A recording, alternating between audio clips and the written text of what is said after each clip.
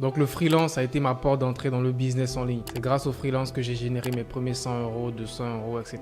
Jusqu'à aujourd'hui pouvoir générer des centaines de milliers d'euros. Et si j'avais pas débuté le freelance, franchement, j'aurais jamais découvert l'opportunité qu'il y avait dans le business en ligne. À l'époque, j'étais juste un jeune lambda comme tout le monde. J'avais des compétences, je pouvais faire du montage vidéo, je savais me filmer. Ok, tout ça c'était des passions pour moi, mais je gagnais pas ma vie avec tout ça. Et c'est quand j'ai commencé à faire du freelance, à travailler pour des clients un peu partout dans le monde que je me suis rendu compte qu'il y avait réellement pas de barrière à toutes ces compétences-là, que je pouvais me faire de l'argent sur Internet, travailler avec des gens partout dans le monde. Et dans cette vidéo, je vais vous partager des stratégies précieuses qui vont vous permettre de générer vos premières centaines, voire vos premiers milliers d'euros sur Internet grâce au freelance. Donc pour ceux qui ne savent pas qu'est-ce que c'est le freelance, le freelance c'est juste un mot pour désigner un travailleur indépendant. C'est-à-dire que tu travailles à ton propre compte, tu n'as pas forcément de contrat qui te lie avec une société ou un patron, tu es juste un travailleur indépendant. Tu peux avoir plusieurs clients par mois, le nombre de clients que tu veux. La majorité des photographes, caméramans, menuisiers, etc., ce genre de boulot-là, la majorité sont des freelances. C'est-à-dire que chaque mois, ils ont plusieurs marchés, ils ont plusieurs clients. Ils font du freelance sans forcément savoir qu'ils font du freelance. Maintenant, la différence avec nous, c'est que nous, on va le faire en ligne parce qu'il y a pas mal de compétences qui permettent de faire du freelance en ligne. Et de nos jours, je pense la majorité des compétences, que ce soit la comptabilité, le droit, l'écriture, la photographie, faire du montage vidéo, bref, il y a pas mal de compétences. On verra tout à l'heure un peu les meilleures compétences du moment, mais c'est un peu ça le freelance, c'est vraiment donné à tout le monde et ça je vais tout le temps le répéter, juste faut avoir une compétence et tout le monde a des compétences à vendre. Pour avoir une compétence à vendre, il faut savoir vendre ces compétences là et je vous partagerai les stratégies dans cette vidéo là. Donc moi personnellement, mon histoire avec le freelance, elle a débuté quand j'étais encore étudiant. Donc là j'ai terminé les études, j'étais encore étudiant, j'avais des soucis d'argent, etc. Je voulais me faire de l'argent sur Internet et il se trouvait que j'avais pas mal de compétences, je savais faire du montage, je savais faire des photos, je savais faire des sites Internet et c'est là que j'ai commencé à chercher et comme tout le monde en ce moment, taper sur Internet comment gagner de l'argent sur Internet. Je suis tombé sur plein de vidéos, les mêmes vidéos que tu as sûrement déjà vues et c'est de fil en aiguille que je me suis rendu compte que à l'époque pour moi ce qui marchait beaucoup c'était la création de sites Internet. C'est ce que je faisais et en ce moment ça marche toujours. Les premiers 100 euros, 200 euros, j'avais même créé une agence qui faisait tout ce qui est création de sites Internet, logo, illustration, identité visuelle, etc. Tout ce qui est vraiment design visuel. J'avais une agence que je faisais ça, que j'ai arrêté lorsque je me suis lancé sur YouTube parce que YouTube me prenait beaucoup plus de temps. Mais le freelance, c'est un peu ça, c'est donné à tout le monde et tout le monde peut se lancer maintenant en 2023, surtout maintenant parce que il y a énormément d'opportunités sur Internet. Le point suivant qui est très important lorsque tu te lances dans le freelance, que tu es débutant, c'est de choisir une seule compétence. Il y a plein de débutants qui font cette erreur quand ils se lancent dans le freelance. Il veut faire plusieurs choses à la fois. Il veut faire design, il veut faire montage vidéo, il veut faire photo, il veut faire tout. Il veut faire création de site Internet. Mais la meilleure alternative, si tu es débutant, trouve une seule compétence, sois le meilleur dans cette compétence-là et ça te permettra de te focus sur ça et d'avoir le maximum de résultats. Et crois-moi, dans le freelance, le plus important, c'est d'avoir de l'expérience et d'avoir aussi un portfolio de matériel à montrer aux gens. Donc si tu as plusieurs compétences, quand tu te lances, tu as 10 compétences, est-ce que tu auras un portfolio pour chaque compétence? Ça sera difficile pour toi et tu pourras même pas avancer, ça sera même un handicap pour toi. C'est pour ça que je te conseille d'avoir juste une seule compétence, focus-toi sur celle-là et tu pourras faire de l'argent avec cette seule compétence. Ne sois pas trop gourmand, tu peux faire de l'argent dans n'importe quelle compétence, n'importe quel business. Certes, il y a des compétences où il y a plus de demandes, mais toutes les compétences font de l'argent. La dernière fois, je voyais un documentaire d'une jeune fille qui faisait tout ce qui est copywriting, écriture, etc. Et elle gagne plus de 100 000 euros par an sur Internet en faisant des textes pour des gens en freelance sur Fiverr. Pour te dire qu'il y a de l'argent dans n'importe quelle compétence. Mais le plus important, c'est de te focus sur une seule compétence. Je te mettrai sûrement la chaîne YouTube de la jeune fille à l'écran. Elle fait plus de 100 000 euros par an avec juste du freelance. Elle fait des écritures et elle a raconté un peu son histoire et elle a confirmé le point que je viens de te dire. Quand elle s'est lancée dans le freelance, elle n'a pas essayé de faire 10 000 compétences. Elle s'est concentrée sur l'écriture. Elle a fait que de l'écriture pendant 2 ans, 3 ans et elle s'est spécialisée dedans pour être la meilleure dedans. Et son compte Fiverr en ce moment, elle a plein de revues. Elle est la meilleure dans cette niche-là et ça lui permet justement d'avoir de plus en plus de clients. Alors que si dans les débuts, tu veux te lancer et faire 10 compétences, tu pourras pas être le meilleur dans les 10. Tu pourras pas avoir autant d'expérience dans les 10 et à la fin, tu vas juste perdre des efforts et tu n'auras pas grand-chose comme résultat. Donc dans les débuts, choisis juste une seule compétence, focus-toi dessus, sois le meilleur dedans et tu auras le maximum de résultats. Ensuite, comment choisir sa compétence? Moi, je me dis déjà, il y a 2 facteurs. Le premier facteur, logiquement, ça doit être quelque chose que tu aimes. Quelque chose que tu aimes faire et que tu sais faire. Ok, ça c'est le premier point logique. Maintenant, le deuxième point, il faudrait qu'il y ait de la demande. Ok, il faudrait que ce soit une compétence où il y a de la demande. Et en ce moment, il y a de la demande dans plein de compétences et majoritairement dans la création de contenu. Photos, vidéos, miniatures YouTube, montage vidéo YouTube, photos Instagram, tout ce qui est création de contenu, il y a énormément de demandes dedans et il y a pas mal de compétences dedans. Gestion des réseaux sociaux, gestion de TikTok, stratégie de TikTok. Il y a plein de compétences dans la création de contenu. Twitter aussi qui commence à être en vogue en ce moment. Donc, il y a des gars qui ont des stratégies Twitter pour faire exploser des comptes Twitter. Si tu en es un, le plus souvent, tu peux avoir des compétences. Tu n'es même pas au courant qu'il y a des gens qui pourraient te payer pour ça. Récemment, je faisais des recherches sur des experts sur Twitter et j'ai vu qu'il y avait pas mal de gars qui faisaient des vidéos sur YouTube, qui expliquaient leur stratégie, comment ils ont fait pour avoir 10 000 abonnés sur Twitter en une semaine, etc. Et je me dis, ces gars-là, ils se rendent pas compte que des gens sont prêts à payer pour avoir des stratégies pour exploser sur Twitter. Il y a sûrement un gars qui regarde ma vidéo, juste tu es passionné par Twitter ou Instagram et tu as plein d'abonnés et tu sais même pas que ces stratégies-là peuvent s'appliquer à d'autres personnes pour aider d'autres personnes à avoir aussi autant d'abonnés que toi. Donc, peu importe la compétence, sois sûr que c'est une compétence que tu aimes, sois sûr aussi c'est une compétence qui a du potentiel en ce moment et qui est recherchée. Et quand tu auras ce combo-là, eh bien, tu pourras passer à l'étape suivante de notre vidéo. Donc, jusque-là, si tu as appris quelque chose, n'hésite pas à t'abonner. Ok, lâche-moi un gros pouce bleu, c'est gratuit, ça te prend à peine 2 secondes et quand tu as fini ça, on continue notre vidéo. Troisième point important de la vidéo, et je pense que c'est le plus important que beaucoup de débutants négligent au début, je pense qu'ils sont même pas au courant. C'est le fait d'être présent partout. Ok, la majorité des débutants, quand ils se lancent, ils voient par exemple une vidéo d'Ibrahim qui dit comment gagner de l'argent avec Fiverr. Ils se disent que juste je vais créer mon compte sur Fiverr et voilà, j'aurai plein de clients du jour au lendemain. Ça marche pas comme ça. Tu peux passer 1 mois, 2 mois, voire 3 mois, même 1 an si tu n'as pas les bonnes stratégies sans avoir de clients. Et le plus important dans n'importe quel business, que ce soit le freelance, le dropshipping, etc., c'est d'avoir du trafic. C'est de diversifier tes sources de trafic. Et dans notre cas, dans le freelance, on va être présent partout. Aie un compte Instagram, aie un compte Facebook, aie un compte Twitter, aie un compte Fiverr, aie un compte Upwork, un compte Malt, un compte ComeUp, etc. Sois sur toutes les plateformes. Et c'est là que tu comprendras l'importance d'avoir une seule compétence. Si tu vas sur toutes les plateformes avec 5 compétences, tu vas avoir quoi? 5 comptes par plateforme. Et là, tu te rends compte que tu ne pourras pas gérer ça et tu ne pourras pas autant avoir de potentiel. Alors que si j'ai juste une seule compétence, je crée un compte sur toutes les plateformes, je vends la seule compétence. Et ça sera facile pour moi de gérer tout ça. C'est ça aussi l'importance d'avoir juste une seule compétence dans les débuts. Donc, sois présent sur toutes les plateformes et aie un portfolio qui est réellement attractif pour les clients. Si tu es sur Instagram, sois sûr que ton profil Instagram, il reflète bien la compétence que tu vends et ça attire des clients. Si tu es sur Twitter, sois sûr que ton compte Twitter, il reflète ce que tu vends et ça attire des clients, etc. Et aussi, il y a LinkedIn que j'ai oublié. Donc, LinkedIn, c'est aussi assez populaire et aussi efficace pour certaines compétences, surtout les compétences de marketing, vente, etc. Il y a pas mal de personnes qui arrivent à démarcher sur LinkedIn. Et pour info, il y a plusieurs membres de mon équipe que j'ai pu démarcher sur LinkedIn. Donc, des membres, que ce soit des membres plus avancés qui sont dans la gestion,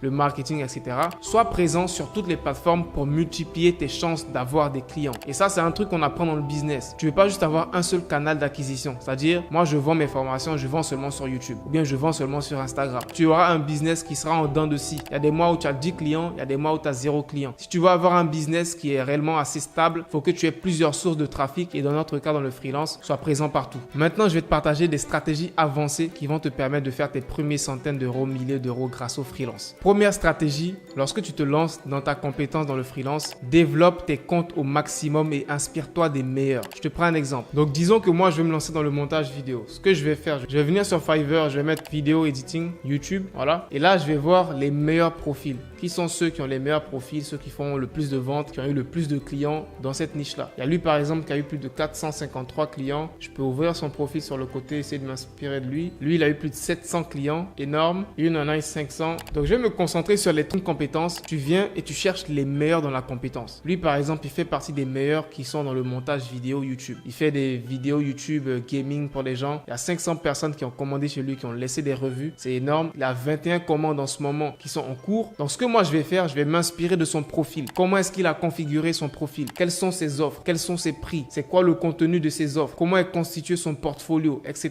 etc. La description de son offre. Je vais m'inspirer de tout ça pour pouvoir créer moi aussi mon profil sur Fiverr. Logiquement. Quand tu te lances dans un domaine, ça s'applique à tout dans le business. Tu n'es pas là pour réinventer la roue. Il y a des gens qui ont déjà réussi. Regarde ce qu'ils ont fait pour réussir et tu fais pareil. Tout simplement. Tu regardes comment il a organisé son portfolio. Quel genre de vidéo il a mis dans son portfolio. Et là, un point clé avec lui, c'est que son portfolio, il est très garni. Tu vois. Et ça, c'est un point clé. Quand tu te lances dans les débuts, tu n'as pas forcément un portefeuille assez garni parce que tu n'as pas travaillé avec plein de clients. Le conseil que moi, je peux te donner, crée tes propres expériences. Moi, quand je me lançais dans la création de sites internet, j'avais 0 client. Donc, logiquement, je me dis, bon, je dois avoir un portfolio et je vais juste créer des sites. Voilà. Créer des sites pour moi-même, juste pour les mettre dans mon portfolio. Tu peux faire pareil. Si tu te lances dans la création de vidéos YouTube, crée juste des vidéos vidéos, expérimente et utilise-les pour ton portfolio. Pour réellement avoir un portfolio garni comme celui-là qui est un point clé lorsque des personnes viennent sur ton profil. Le prix de ses offres, très important, le contenu de ses offres, etc.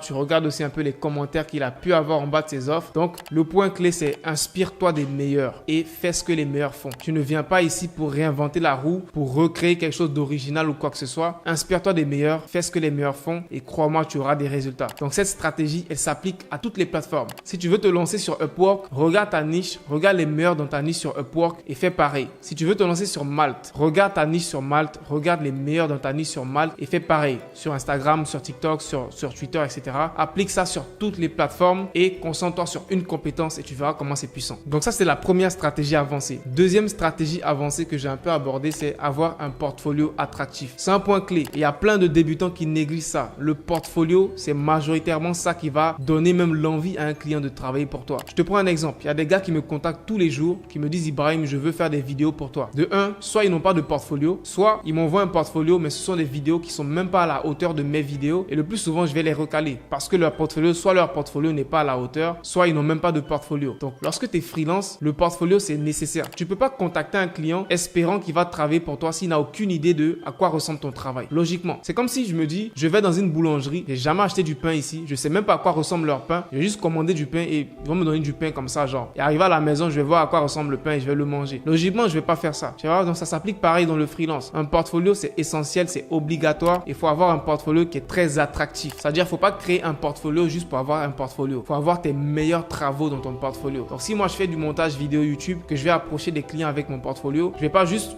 bourrer plein de vidéos que j'ai déjà fait dans le passé pour leur montrer. Je vais leur montrer mes meilleures vidéos. Je préfère leur montrer 2 vidéos, ça sera mes 2 meilleures vidéos, que de leur montrer 10 vidéos, alors que c'est 10 vidéos que j'ai fait à la va-vite. Parce que ces 10 vidéos vont pas du tout les convaincre. Alors que 2 très bonnes vidéos pourront facilement convaincre ces clients-là. Avoir un portfolio attractif, c'est obligatoire et c'est très important. Ensuite, troisième stratégie avancée qui, je pense, n'est pas partagée ailleurs. Je pense que c'est une stratégie secrète que plein de freelances utilisent et que pas beaucoup de personnes vont vous dire parce que c'est un peu de la triche, tu vois. Lorsque tu te lances sur les plateformes de freelance, logiquement, tu auras un profil qui sera vide, tu n'auras pas de revues, tu n'auras pas de commentaires, etc. Donc, quand je viens, par exemple, dans le montage vidéo YouTube, je vois qu'il y a déjà des gros comme ça, comme ce mec-là qui a déjà 500 revues. Donc, si moi, je me lance que j'ai 0 revue, logiquement, j'aurai moins de chances que lui d'avoir des clients. C'est là que cette stratégie secrète vient en compte. Lorsque tu te lances sur ce genre de plateforme comme Fiverr, comme Upwork, tu peux très bien pouvoir avoir des revues dès le début. Je te donne l'astuce. Par exemple, je me suis lancé dans le montage vidéo. Je vais moi-même commander mes propres services dans les débuts juste pour pouvoir moi-même me laisser des revues. Tu vois, je vais mettre 5 étoiles, super travail, etc. Me commander mon propre service 2-3 fois. Dans tous les cas, l'argent va revenir dans ma poche. C'est comme si je me paye moi-même. Donc, quelque part, je paie rien. Tu vois, mais ça me permet de créer des revues dans la plateforme pour ensuite pouvoir avoir une preuve sociale. Parce que c'est difficile de vendre sur ce genre de plateforme quand tu n'as pas de preuve sociale. Quand tu viens de débuter, si tu as un beau portfolio, tu as des bons prix, etc.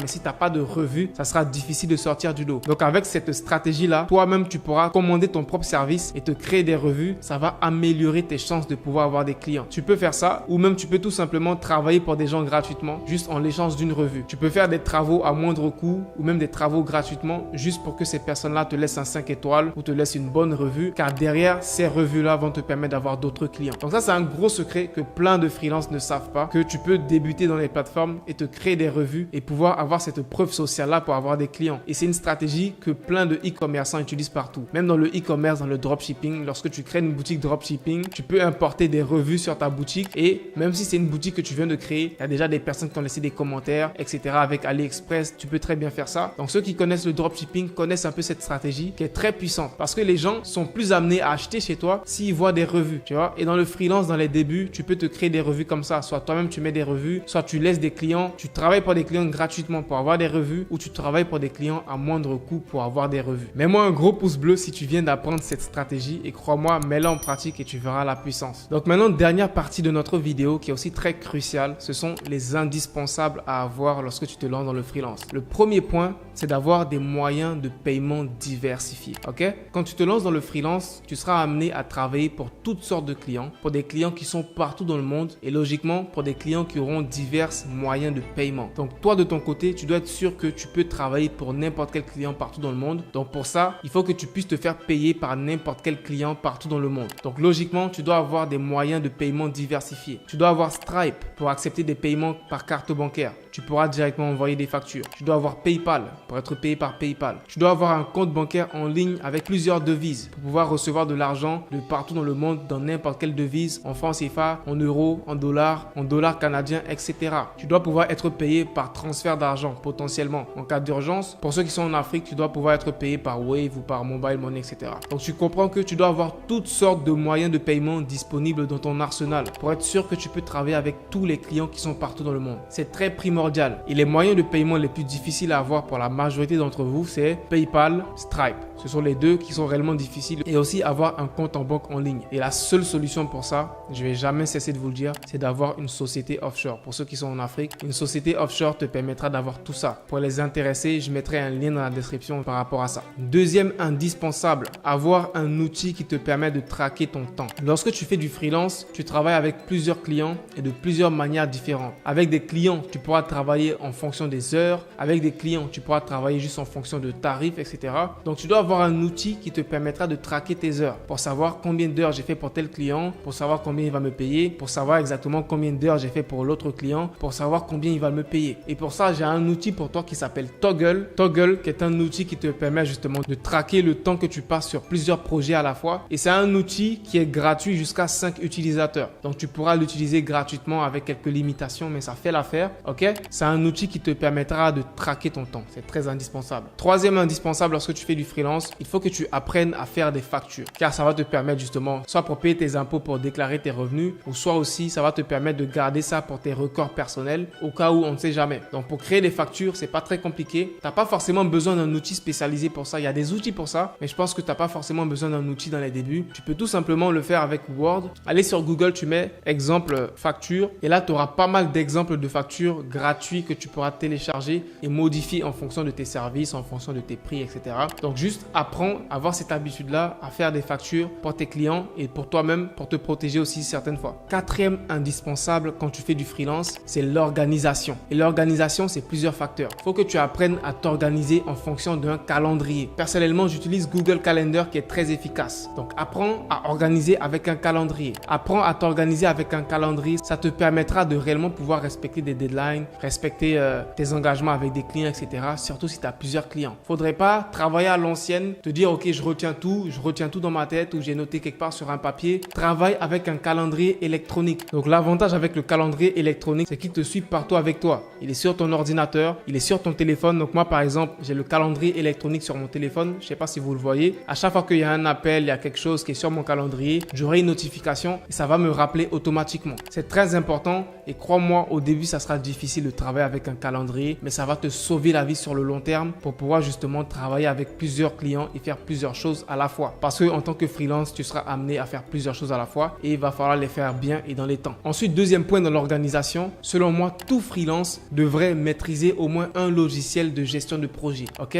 Les logiciels de gestion de projet, ce sont des logiciels qui logiquement t'aident à gérer des projets, gérer des tâches, t'organiser, avoir des deadlines, etc., etc. Donc, il y a pas mal de logiciels de gestion de projet. Il y a Asana, il y a Trello, il y a Jira, etc. Personnellement, moi, j'ai essayé Asana, j'ai essayé Jira, j'ai essayé Trello et j'ai essayé ClickUp aussi qui est dans la gestion de projet. Il y en a plusieurs. Honnêtement, teste-en, vois ce qui est adapté à toi et reste-y. Juste aie cette habitude-là dès les débuts de savoir maîtriser les outils de gestion de projet parce qu'ils sont tous pareils. Ok? Ils ont plein de fonctionnalités différentes, mais dans l'intégralité, tous les outils sont pareils. Si tu as maîtrisé Asana, tu pourras travailler avec Jira. Si tu as maîtrisé Jira, tu pourras travailler avec Trello. Si tu as maîtrisé Trello, tu pourras travailler avec ClickUp. Donc, juste choisis un outil de gestion de projet. C'est très important en tant que freelance parce que tu seras amené à gérer plusieurs projets. Il va falloir bien les gérer. À la fin de cette vidéo, je te mettrai ici à l'écran 6 outils et applications qui m'ont permis de faire plus d'argent dans mon business en ligne. Je t'invite à aller voir cette vidéo-là car crois-moi, ce sont des outils qui pourront aussi t'aider dans ton aventure dans le freelance. Peace out.